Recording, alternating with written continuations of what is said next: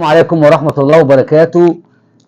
الدور الثمانية من كأس مصر، 4 مباريات في وقت واحد. اليوم الزمالك يصعد على حساب سموحة. كانت مباراة قوية جدا فيها 6 أهداف. هدف عالمي في الدقيقة 12 من مجهود فردي لسيف الجزيري، ثم هدف التعادل في الدقيقة 25 عن طريق محمد مصطفى ميدو، ثم هدف سموحة في الوقت الضايع عن طريق محمد سالم من الشوط الأولاني. في الوقت الضايع من الشوط الأولاني ينزل الزمالك يحاول التعويض، هدف التعادل في الدقيقة 59 عن طريق النيران الصديقة، ثم هدف ثالث من قذيفة لبنتايج، ثم هدف رابع يقتل المباراة أو رصاصة الرحمة في الدقيقة 95 عن طريق مصطفى شلبي.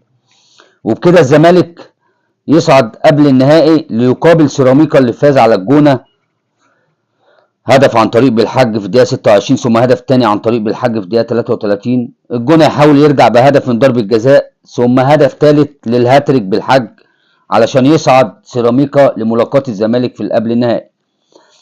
بيراميدز وإنبي يتقدم مصطفى فتحي بهدف، ثم هدف التعادل عن طريق العجوز، والمباراة تمشي لحد آخر دقايق، تعادل 1-1 بين الفريقين، ثم يوسف أوباما يخلص على إنبي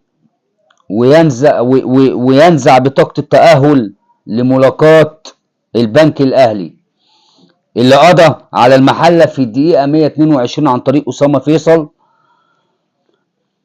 اللاعب الدولي اللي ما بيجليش مباراة لما بيحرز بصراحة. كل مباراة كاس دوري تلاقي أسامة فيصل يحرز يساهم، لعيب جامد بصراحة، فيرو جامد. حتى كابتن حسام ضمه في قائمة المباراتين بتوع اثيوبيا وسيراليون اللي هم 21 و25.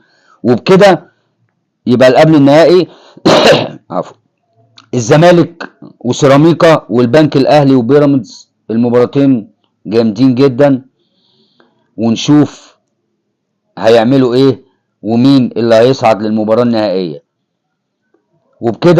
وبكده يبقى في توقف دوري وكاس علشان منتخب مصر اللي هيلعب يوم 21 عنده معسكر وهيلعب يوم 21، وبعد كده نستأنف الدوري ان شاء الله، ومباراة الدوري ومباراة الكاس وكاس الرابطة.